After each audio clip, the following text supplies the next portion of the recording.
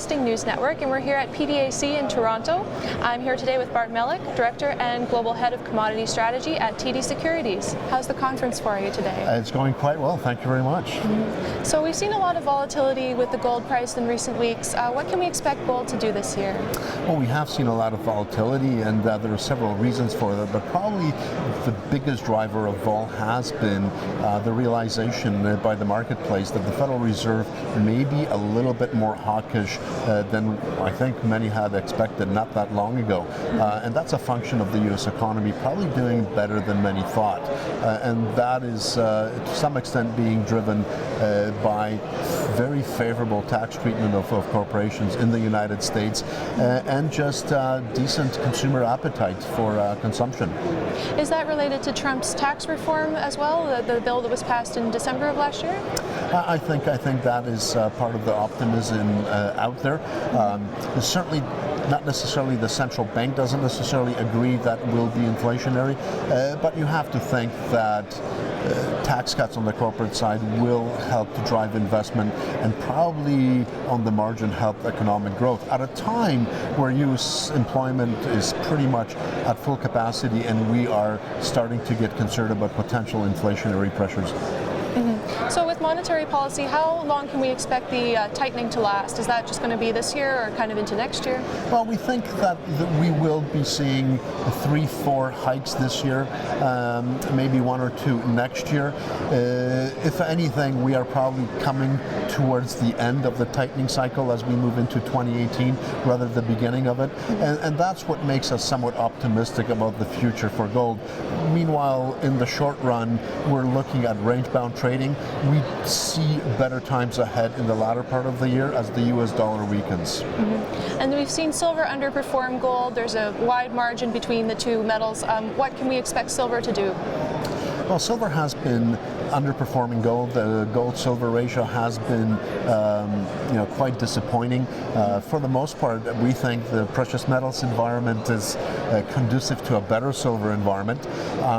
And ultimately, we think that the inventory levels improve over time, and industrial demand tightens that market up, and certainly in our view, speculators are positioned much too short right now towards the extreme, and we think that reverses, which spells fairly decent news for silver down the road. I'm sure people will be very happy to hear that.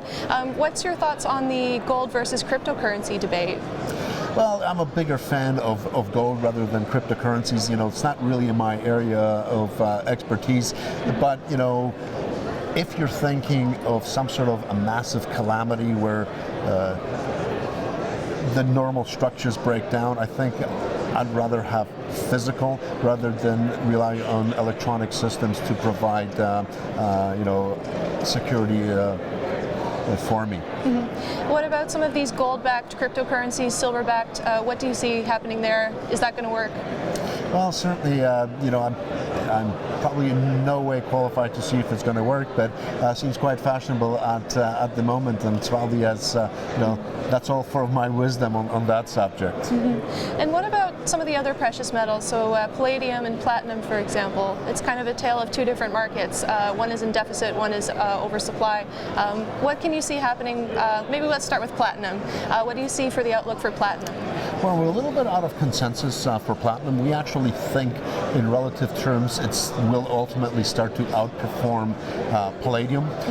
And it's not just because we see things fundamentally tightening up, but I think on the margin as European economies do better, and even as some of the vehicles are retrofit in lieu of potential changes to environmental requirements in German cities, we see the relative demand improving relative to palladium. We're expecting U.S. auto sales to moderate somewhat. We expect emerging markets, Chinese sales of autos, not to be as spectacular as they were, and that simply means that those cars use gasoline engines, and we will see less robust growth. So one has underperformed which is platinum massively, and one has overperformed, I think we have a bit of a reversal. Still both doing very well, but one tightening up a little bit more compared to where we were before. So that's Palladium you're referring to then, tightening up, kind of pulling back a little bit from its great year in 2017. That's right. I mean, it's still doing well. Yeah. But I think it'll be time for platinum to show a little bit more strength. So in relative terms, it outperforms. Mm-hmm. And so the next rate hike is expected after the policy meeting in late March 20th, 21st. A lot of people expect the rate hike to happen then. Is that kind of generally a consensus, general feeling? Well, it depends who you ask, but certainly the futures market is telling us that that is a most likely scenario. Mm-hmm. And it's hard to argue with that, with U.S. unemployment with 4.1 level on it, wage inflation starting to take root, and still robust employment growth in the United States. It's not unreasonable to think that is the case, and certainly the central bank authorities in the United States will try to manage this message as not to allow inflationary expectations to get out of hand. But in the end, we're probably going to continue to see fairly benign real interest rate environment, which should be positive for precious metals in the latter part of the year. So there's a lot of uncertainty how aggressive the Fed was going to get.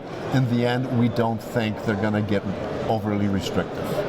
Can you talk about the outlook for any of the other metals? We're hearing a lot, for example, about battery metals at this conference. Any thoughts on that?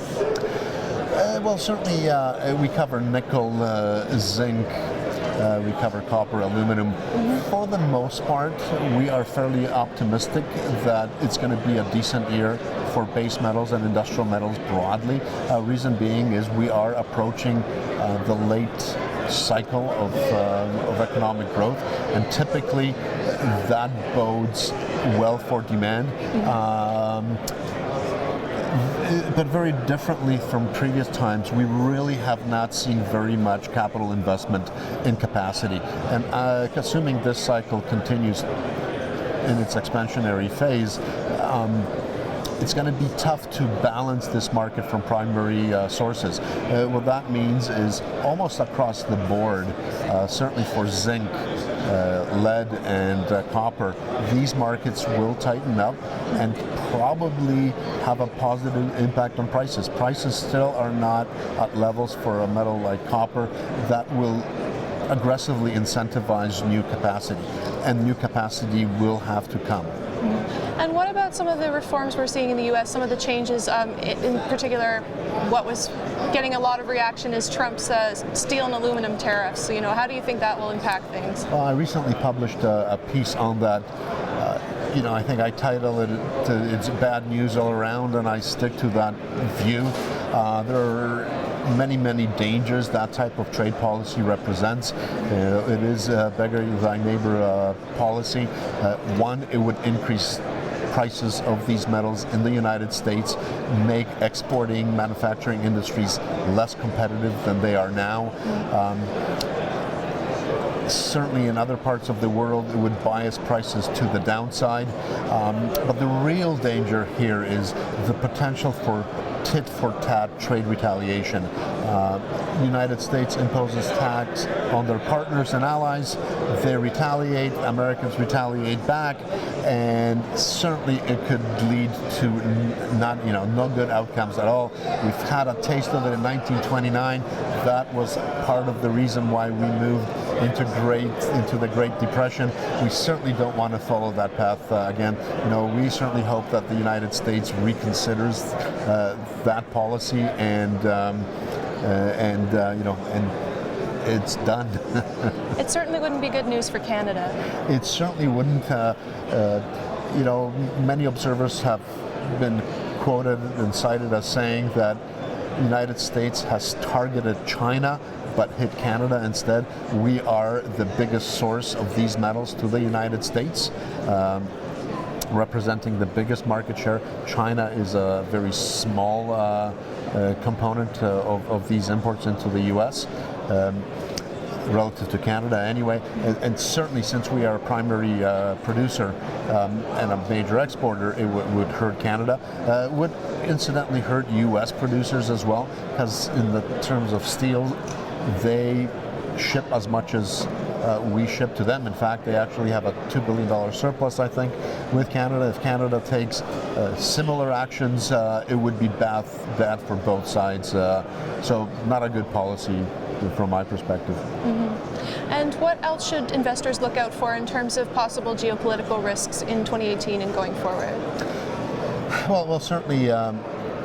Aside from the geostrategic developments we have in reaction to some of Mr. Trump's policies, Middle East is something that I think will be increasingly interesting, particularly since the global oil market is rebalancing, and any instability there will now have a much bigger impact on prices than we have seen for the last little while. Mm-hmm. Is there anything else that you'd like to add? Anything else that stood out to you in recent times? I think you've been very comprehensive.